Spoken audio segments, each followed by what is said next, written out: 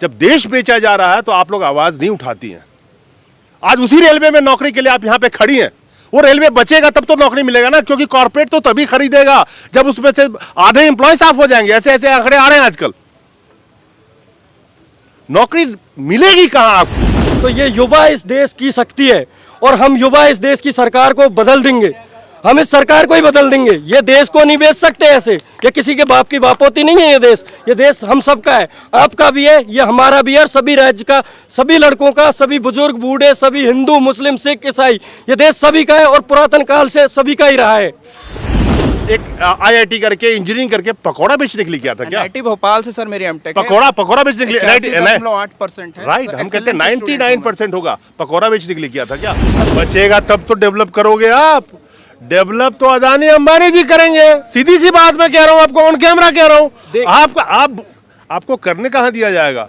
क्योंकि रेलवे तो लाइन पे लगी है, LIC हो, बैंक हो, सब जाने वाला। करो, डेवलप क्या करोगे इस देश में? एयरपोर्ट गया, बंदरगाह गया, डेवलप तब करोगे ना जब नौकरी मिलेगी उसमें। जितने भी छात्र यहाँ पर खड़े हैं मेरे साथ, हम सभी उसके लिए एलिजिबल ही नहीं बचे, क्योंकि हम सब ओवरएज हो चुके हैं।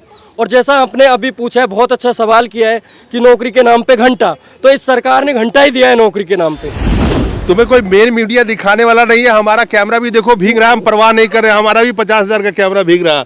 ये देखिए सर, मेन मीडिया पूरा गोदी मीडिया हो चुका है। तो सोशल मीडिया जिंदाबाद ना। सोशल मीडिया जिंदाबाद, रियली में सर, बहुत मीडिया अच्छा। जिंदाबाद, सोशल मीडिया जिंदाबाद। आजादी के लिए लड़ने वाले भी चंद लोग ही थे। लड़ाई सब नहीं लड़ते हैं, लड़ने वाले कुछ ही लोग होते हैं। फायदा सबको पहुंचता है, आप ये याद रखिएगा। Yes sir. आप सोचेंगे कि 60% अगर युवा है, 30 करोड़ 35 करोड़ युवा आपके साथ आके खड़े हो जाएंगे यहाँ लड़ने के लिए, नहीं खड़े होंगे। लड़ने वाले 3 से 4-5 लाख ही युवा खड़े होंगे। फायदा 3 करोड़ को पहुंचेगा। अकेला चलना आगे पड़ता है। हमारी रेल मंत्री जी से ये हाथ जोड़ के निवेदन करता हूं मैं, माननीय रेल मंत्री जी से, हमारी वेदना को सुनते हुए हम सभी छात्रों को हमारा हक, हमारी वेटिंग क्लियर कर दें बस 100%। हम रेल की सेवा करना चाहते हैं, इस देश की सेवा करना चाहते हैं, क्योंकि हम इस देश के नागरिक हैं। भारत माता की जय, वंदे मातरम, वंदे मातरम, भारत माता की जय। दोस्तों नमस्कार। मैं तो मोदी जी से कहता हूं कि ये टंटा ही खत्म कर दे।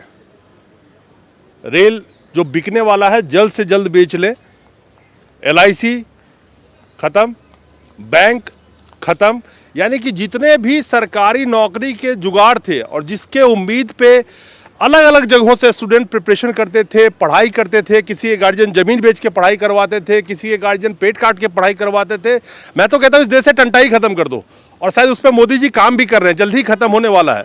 ये सब रेलवे से जुड़े हुए लोग। रेलवे में एग्जाम दिया था RRB का, और अभी तक 2018 में इन्होंने एग्जाम दिया था। अभी तक ये अपने अपॉइंटमेंट लेटर के लिए इंतजार कर रहे हैं। लेकिन यहाँ पे एक चीज़ बताना ज़रूरी है, 2019 की जनवरी का महीना था और पीयूष गोयल रेलवे मिनिस्टर थे।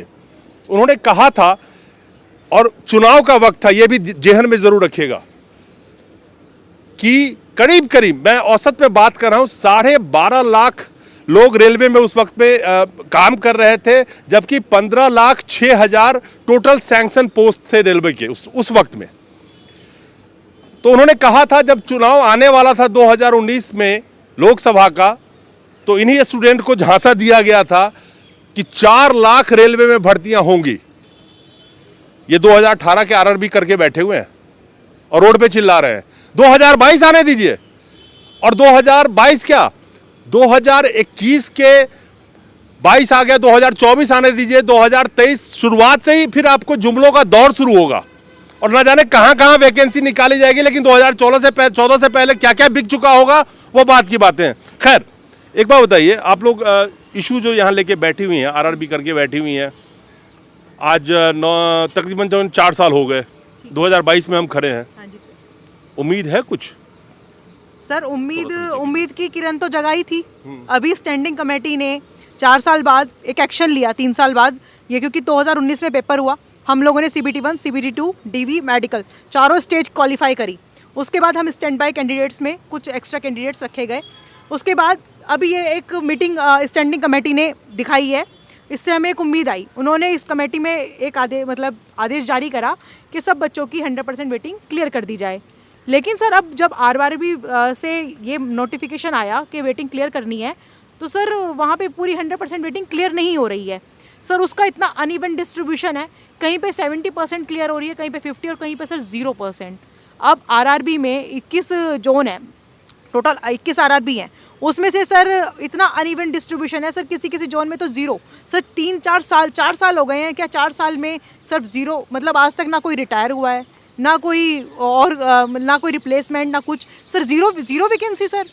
तो स्टैंड बाय तो कभी क्लियर हो ही नहीं पाएगा ऐसे। अभी 15 तारीख को इंजीनियर्स डे गया है, आप लोग सब इंजीनियर्स हैं, बिल्कुल सर।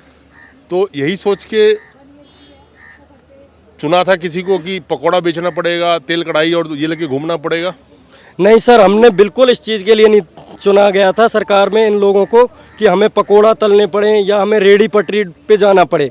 हमने इस सरकार को इसलिए चुना गया था कि ये हमें रोजगार देगी, और जिस तरीके से मोदी जी ने वादे किए थे, सबसे पहले उन्होंने वादा किया था 2 करोड़ रोजगार देने का हर साल। तो हमने उस चीज़ के लिए इस सरकार को चुना। अब 2 करोड़ का वादा तो मोदी जी से पूरा हुआ नहीं, उसके बाद में उन्होंने अभी लेटेस्ट में वादा दे दिया कि हम 10 लाख रोजगार तो देंगे ही देंगे। तो इस उम्मीद पे आज भी हम इस सरकार से ये उम्मीद लगाए बैठे हैं। एक मिनट मेरे दोस्त, अभी जो आंकड़ा आया था पिछले 8 सालों में मोदी जी 7 लाख नौकरी देने, गवर्नमेंट जॉब की बात कर रहा हूँ, हाफ रहे हैं। हाँ। अभी उन्होंने कहा कि 18 महीने में 10 लाख सरकारी भर्तियां करनी है, तो ये भी एक जुमला ही माना जाए, क्योंकि जो 8 साल में 7 लाख हुआ और आप 18 महीने में 10 लाख दे दोगे, अब कहाँ से दोगे? देखिए सर, ये सरकार शुरू से और एंड तक जुमला ही दे रही है, और हर चीज़ इनका जुमला ही है।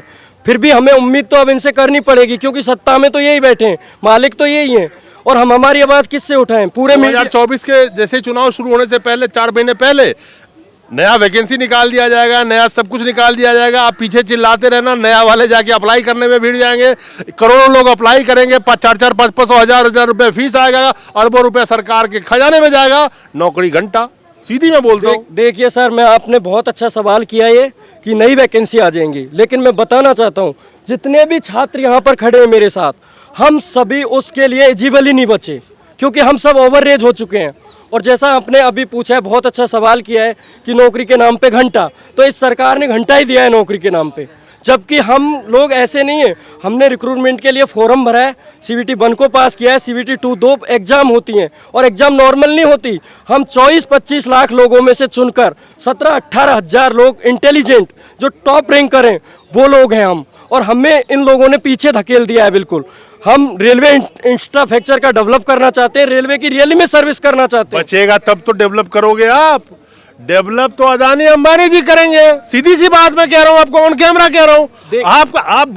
आपको करने कहां दिया जाएगा, क्योंकि रेलवे तो लाइन पे लगी है, LIC हो, बैंक हो, सब जाने वाला। करो, डेवलप क्या करोगे इस देश में? एयरपोर्ट गया, बंदरगाह गया, डेवलप तब करोगे ना जब नौकरी मिलेगी उसमें। देखिए सर, इस देश को पहले भी देश के कुछ लोगों ने लड़ाई लड़ी और आज़ाद करवाया। मैं सीधा सा कहना चाहूँगा, अगर ये गवर्नमेंट का रवैया यही रहेगा और यही इनका तौर तरीका रहेगा, तो ये युवा इस देश की शक्ति है, और हम युवा इस देश की सरकार को बदल देंगे। हम इस सरकार को ही बदल देंगे। ये देश को नहीं बेच सकते ऐसे, ये किसी के बाप की बापोती नहीं है। ये देश हम सबका है, आपका भी है, ये हमारा भी है, और सभी राज्य का, सभी लड़कों का, सभी बुजुर्ग बूढ़े, सभी हिंदू मुस्लिम सिख ईसाई, ये देश सभी का है और पुरातन काल से सभी का ही रहा है। ये तो जितनी मीटिंग की जाती है आप लोगों के गुस्से को पेसिफाई करने के लिए किया जाता है। पेसिफाई समझती है ना, कि नॉर्मलाइज कर दिया जाए, कम से कम 6 महीना शांति से बैठे कि मीटिंग हो गई है, बात चल रही है, पेपर बढ़ रहा है, लेकिन होता तो कुछ नहीं है। और सबसे बड़ा मुद्दा आज के वक्त में ये है, जिस रेलवे को प्राइवेटाइज किया जा रहा है, 60% आज के वक्त में भारत की जो जनसंख्या है उसमें 60% युवा हैं, इन जैसे लोग हैं जिसकी वोट से सरकार बनती है, युवा। जब देश बेचा जा रहा है तो आप लोग आवाज नहीं उठाती हैं। आज उसी रेलवे में नौकरी के लिए आप यहां पे खड़ी हैं। वो रेलवे बचेगा तब तो नौकरी मिलेगा ना, क्योंकि कॉर्पोरेट तो तभी खरीदेगा जब उसमें से आधे एम्प्लॉय साफ हो जाएंगे। ऐसे ऐसे आंकड़े आ रहे हैं आजकल। नौकरी मिलेगी कहां आपको? 27 बैंक थे, मैं PSU बैंक की बात कर रहा हूं, 12 बैंक पे आ गए ना। क्यों किए गए? कुछ बचेगा नहीं तो नौकरी कहां पे चिल्लाएंगे? नौकरी देगा कौन आपको? सर अभी तो निजीकरण नहीं हुआ है। कौन कह रहा नहीं हुआ? हो रहा है ना। रेलवे पाइपलाइन में ना, रेलवे का नाम है ना मोनेटाइजेशन में। You people are educated person, अभी मोनेटाइजेशन में उसका नाम है ना, तो नौकरी देंगे कैसे? क्योंकि कॉर्पोरेट हाँ बताइए, आइए आइए आइए आइए। इस सवाल का जवाब सर रेलवे के एम्प्लॉय एसोसिएशन के मेंबर दे सकते हैं। हम तो सर यहाँ कैंडिडेट हैं, अभ्यर्थी हैं, हम ये नहीं बता सकते। लेकिन हम absolutely my friend, I am with you. The problem is जब रेलवे को प्राइवेटाइज किया जा रहा है, आप एक चीज समझिए, इस देश में जैसे जैसे चीजों को कॉर्पोरेट के हवाले किया जा रहा है, वो कॉर्पोरेट उसको उसकी पर्दे के पीछे से इंस्ट्रक्शन होती है कि इतने 72,000 जॉब खत्म किए गए हैं 6 साल में। पढ़ा होगा आपने ना, CND के। Yes sir. जब जॉब खत्म करके एक कहीं ना कहीं से एक लिमिटेशन दी गई है कि इतने लोगों को निकालना है मुझे, तो कहां से नौकरी देगी सरकार? सर इसके रिस्पेक्ट में आपको फैक्ट मैं बता रहा हूं, don't take it other way. आप यहाँ पे, आपसे मेरी सहानुभूति है, लेकिन फैक्ट पे आपको सोचना पड़ेगा ना पहले। सर मैं उसी फैक्ट पे बात बता रहा हूँ कि सर रेलवे में हर साल लगभग 45 से 50,000 लोग क्या होते हैं, रिटायर हो जाते हैं। ठीक है, इसके साथ रेलवे एक अपने आप में एक टेक्निकल ऑर्गेनाइजेशन, ट्रेन है तो पूरी टेक्निकल है, चलाने और समझने वाले टेक्निकल चाहिए। तो हर साल टेक्नोलॉजी अपडेट हो रही है। उस टेक्नोलॉजी जैसे अपडेट हो रही है तो जो आउट ऑफ डेटेड टेक्नोलॉजी पे काम करने वाले लोग हैं और उनकी पोस्टों को सर रिटायर किया जा रहा है, बट कुछ नई पोस्टें तो क्रिएट की जा रही हैं। और हम टेक्निकल लोग, और हम लोग नई टेक्निक के साथ आगे आए हैं, तो हम लोगों को क्यों बाहर रखा जा रहा है सर? हम लोग को क्यों नहीं अंदर कर रहे हैं जब हम नई टेक्निक को जानते हैं? तो ये इस पे सर आप क्या कहेंगे, बताइए। इस पे गवर्नमेंट क्या कहेगी वो बताएं। आप नहीं, आपने अगर स्टडी करी होगी इसी रेलवे के अंदर में, पिछले जो ये दौर रहा है 2014 के बाद से 2 करोड़ नौकरी की हर साल का वादा था, 7 लाख नौकरी देते देते मोदी जी हाँफ रहे हैं आज के वक्त तक में। गवर्नमेंट जॉब की हम बात करें तो आप डेटा पढ़ते हैं ना, 7 लाख नौकरी देते देते हाँफ रहे हैं और करोड़ों लोगों की रोजगार खत्म हो गई। चाहे आप सेल्फ एम्प्लॉयड की बात कीजिए, चाहे PSU एम्प्लॉय की बात कीजिए, 9.5 लाख PSU एम्प्लॉय हुआ करते थे 2014 से पहले। PSU में 6.5 लाख बच गए, 3 लाख लोग कहाँ गए? आप रेलवे में नौकरी की बात करते हैं, औसतन हर साल देखेंगे इसी 8 साल के दरमियान में 35,000 लोगों को जॉब मिली है रेलवे में। रेलवे टोटल सेंट्रल गवर्नमेंट में जो सिविलियन, जो सेंट्रल एम्प्लॉय है, एक मिनट, सेंट्रल एम्प्लॉय है, सुन लीजिए, आप सीख के जाएंगे यहाँ से। करीब करीब 41 लाख लोग हैं सेंट्रल गवर्नमेंट में, सिविलियन एम्प्लॉय की बात कर रहा हूं। उस 41 लाख सैंक्शन वैकेंसी है, एवरेज में बात कर रहा हूं। 32 लाख पोस्ट भरे हुए हैं, 8 लाख पोस्ट खाली है।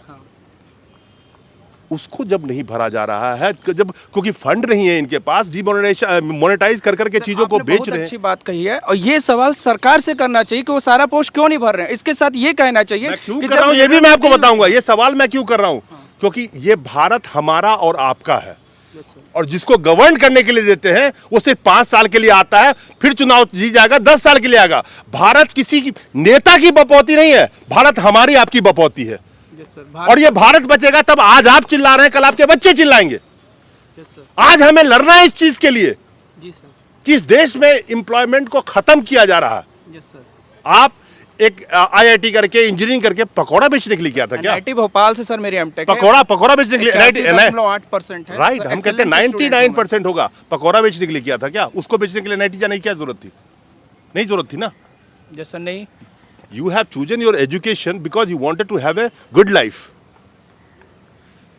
तो जब नौकरी बचेगी नहीं, नौकरी तो तभी बचेगी ना जब संस्थान बचेंगे। And why I am telling you this, सारांश इसका ये है मेरे दोस्त, कि जब चीजें बर्बाद हो रही हो ना, तो युवाओं की जिम्मेवारी है इस भारत को बचाना, क्योंकि 60% से ज्यादा जनसंख्या युवाओं की है। सर उसी जिम्मेदारी को लेकर हम यहाँ खड़े हुए हैं, और हम ये कह रहे हैं कि जब आपके पास 3 लाख वैकेंसी है तो उसमें से आपको 2 से 5,000 वैकेंसी क्लियर करने में क्या प्रॉब्लम है? जबकि स्टैंडिंग कमेटी ने आदेश दे दिया है, तो फिर क्या दिक्कत आ रही? क्यों नहीं हमारी वैकेंसी क्लियर की जा रही है? फंड्स नहीं है, सरकार के पास फंड्स नहीं है, तनख्वाह देने के पैसे नहीं है, लोग जो रिटायर हो रहे हैं उनके पेंशन तक उनको देने का पैसा नहीं है। ये वजह है। बैंक में अगर 100 रुपए, इस बैंक में 100 रुपए जमा था भारत की जनता का, उस बैंक के पास 75 रुपए रह गया लोन माफ कर करके। बैंक क्यों बंद हो रहे हैं? बैंक को क्यों मर्ज कर दिया गया? इसके लिए फंड नहीं है। इसके लिए सभी को सर साथ में आना पड़ेगा, बच्चे तो साथ में है ही हैं। आजादी के लिए लड़ने वाले भी चंद लोग ही थे, लड़ाई सब नहीं लड़ते हैं, लड़ने वाले कुछ ही लोग होते हैं, फायदा सबको पहुंचता है। आप ये याद रखिएगा। Yes sir. आप सोचेंगे कि 60% अगर युवा है, 30 करोड़ 35 करोड़ युवा आपके साथ आके खड़े हो जाएंगे यहाँ लड़ने के लिए, नहीं खड़े होंगे। लड़ने वाले 3 से 4-5 लाख ही युवा खड़े होंगे, फायदा 3 करोड़ को पहुंचेगा। अकेला चलना आगे पड़ता है। नहीं लगता कि बेरोजगारी बना बना के और जिस तरह से पॉलिटिकल पार्टी का झंडा पकड़ाया जाता है, आप लोग भी जब बेरोजगार हो जाओगे, पकौड़ा बेचने लायक तो बच्चों की नहीं करके। सर इंजीनियर, एक मिनट, तो क्या करोगे? किसी पॉलिटिकल पार्टी का झंडा उठा के और 300-300 रुपए रोज में उनके यहाँ दिहाड़ी करोगे। यही तो कर रहे हैं जिनकी उम्र बीत गई, क्या नौकरी तो है नहीं, और फिर सोशल मीडिया पे गालियां, IT सेल के सदस्य। देखिए सर, जैसे आपने कहा है बिल्कुल सही कहा है। जब हमारे पास में हमने इंजीनियरिंग की, अब घर वालों का सारा जो पैसा था, जो हमारे माँ बाप की पूंजी थी, वो हमने पढ़ाई में लगा दी। पढ़ाई में किस उम्मीद पे लगाई कि हमें रोजगार मिलेगा। अब रोजगार जब नहीं मिलेगा तो हमें दिहाड़ी मजदूरी भी करनी पड़ेगी, किसी को पकोड़े भी तलने पड़ेंगे। जो असहाय होगा और जिसके अंदर बिल्कुल धैर्य या हिम्मत नहीं होगी तो वो सुसाइड भी करेगा, और ऐसा कर रहे हैं रोज। ऐसा नहीं है कि देश में बेरोजगारी के लिए लोग नहीं मर रहे हैं। आपको आंकड़े पता है, आप सब मीडिया में हो, कितने लोग हर साल मतलब बेरोजगारी की वजह से सिर्फ आत्महत्या कर रहे हैं। 1,64,000 इसी साल टोटल कुल मिला के। 1,64,000 सर बहुत बड़ा नंबर होता है ये बहुत बड़ा नंबर है। चाहे देश की पॉपुलेशन कितनी भी है, तो गवर्नमेंट को मैनेज करनी चाहिए ना पॉपुलेशन, उनको रोजगार देना चाहिए ना, या ये झूठा वादा तो नहीं करना चाहिए। और सबसे बड़ा हमसे तो झूठा वादा ये है कि हमारा सब कुछ करा के इंजीनियरिंग की है, हमने 2 एग्जाम पास किए, डॉक्यूमेंट वेरिफिकेशन करवाया, उसके बाद मेडिकल की प्रक्रिया से गुजरे। एक लड़का सभी मेडिकल पास है, और एक लड़का हर स्टेट का लड़का है। इसमें ये नहीं है जम्मू से लेकर इधर केरला तक, इधर राजस्थान से लेकर बंगाल तक का, पूरा north south east west sir सब जगह का लड़का है, और सब परेशान है। रेलवे को इन लोगों ने एकदम खत्म कर दिया है। अब ये सर हम देखो, धीरे एक मेरे बदलने से या मेरी लड़ाई लड़ने से नहीं होगा, धीरे धीरे युवा जाग रहा है। आज हम 200 आए, आगे हम 1000 आएंगे। नहीं, बहुत बढ़िया बात बोलिए, धीरे धीरे जाग रहा। आज आपकी उम्र जब एक एग्जामिनेशन के लिए खत्म होती है, कोशिश करते हो चलो 1 साल इस एग्जाम की बची है, वो भी खत्म हो जाता है। नेताजी तो 10 साल बन के बैठ गए मंत्री। आपका तो जीवन का 10 साल चला गया, तो ना आप सरकारी नौकरी लायक बचे, ना पकौड़े तले लायक बचे, ना नेतागिरी करने लायक बचे, तो करोगे क्या? दिक्कत तो ये सबसे बड़ी बात है। नेतागिरी में तो जो लोग हैं, इनको इनकी नेतागिरी मुबारक, क्योंकि इनको ही, हम लोगों को इनकी तरह झूठे जुमले वादे करना भी नहीं आता, और इनके बेटा बेटी बहुत पढ़े हैं, इनको ये उनका घर भरें और उनके लिए करें। हमें तो सिर्फ हमारा अधिकार, और ये हमारा अधिकार है क्योंकि हम सब कुछ पास करके बैठे हैं। बस हमारी रेल मंत्री जी से ये हाथ जोड़ के निवेदन करता हूं मैं, माननीय रेल मंत्री जी से, हमारी वेदना को सुनते हुए हम सभी छात्रों को हमारा हक, हमारी वेटिंग क्लियर कर दें बस 100%। हम रेल की सेवा करना चाहते हैं, इस देश की सेवा करना चाहते हैं, क्योंकि हम इस देश के नागरिक हैं। भारत माता की जय, वंदे मातरम, भारत माता की जय। लेकिन सबसे बड़ी सवाल यह है कि आप बताइए क्या करना चाहते हैं? आपने कई सारे मुद्दे बताए जिसमें आप कह रहे थे कि सरकार ही नहीं साथ दे रही है, बट यहाँ पे हमारा साथ सरकार दे रही है, उसके बाद भी हमारा नहीं क्लियर हो पा रहा है। तो इसमें बताइए क्या किया जा सकता है? सरकार कैसे साथ दे रही है? सर ये देखिए, यहाँ लिखा हुआ कि 100% वेटिंग क्लियर करें, लिखा है कि नहीं लिखा है? स्टैंडिंग कमेटी के मेंबर है, कहा है कि नहीं कहा है इन्होंने? यहाँ पर देखिए लिखा है 100% वेटिंग क्लियर करें, फिर हमको क्यों स्टैंड बाय में रखा जा रहा है? कौन करेगा क्लियर, ये बताओ सर। ये तो सरकार की जिम्मेदारी है। तो फिर कह रहे हो सरकार साथ दे रही हो? संसद से तो पास हो गया। आप अभी तो मैंने पूछा, संसद हमारा साथ दे रहा है, तो अब हम कहाँ जाएं बताइए?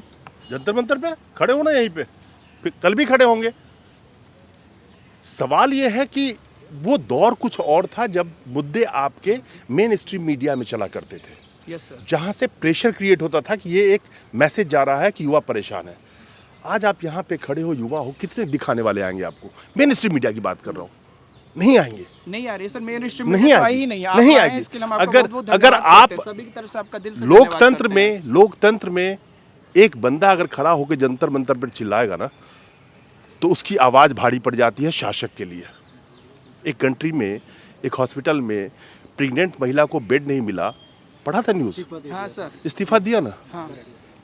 यहाँ पे जहां हर लोग औसतन अलग अलग जगहों में आप देखेंगे, एनसीआरबी का आंकड़ा उठाइएगा, 100 लोग सुसाइड कर लेते हैं अलग अलग कारणों से। 10,000 किसान साल के मर रहे हैं, स्टूडेंट सुसाइड कर रहे हैं, हाउसवाइफ सुसाइड कर रही हैं। जिस भारत में 1,64,000 लोग सुसाइड कर लेते हैं, कोई सुनने वाला नहीं है। क्या उम्मीद करोगे इसमें आप? क्या उम्मीद करोगे? I am not trying to break your heart, पूरे देश को सोचना I am not trying to चाहिए। Break your heart, I am trying to tell you the truth. Sir heart तो मेरा इसी दिन टूट गया था जब लोग मुझसे कहने लगे कि तुमने एग्जाम ही नहीं पास किया है।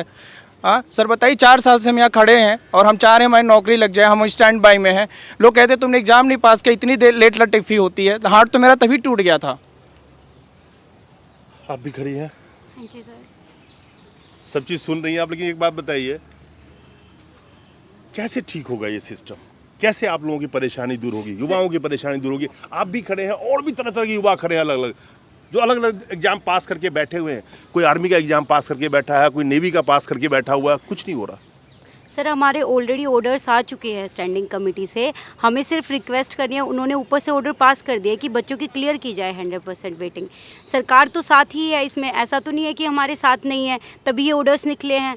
बट सर अब नीचे फॉलो नहीं हो पा रहे कि हमारे पास वैकेंसीज़ नहीं है, ये सब चीज़ें। तो हम सिर्फ रेल मंत्री सर से ये रिक्वेस्ट करना चाहते हैं, प्लीज़ हम सब की बातें सुनी जाए और हमारी 100% वेटिंग क्लियर की जाए।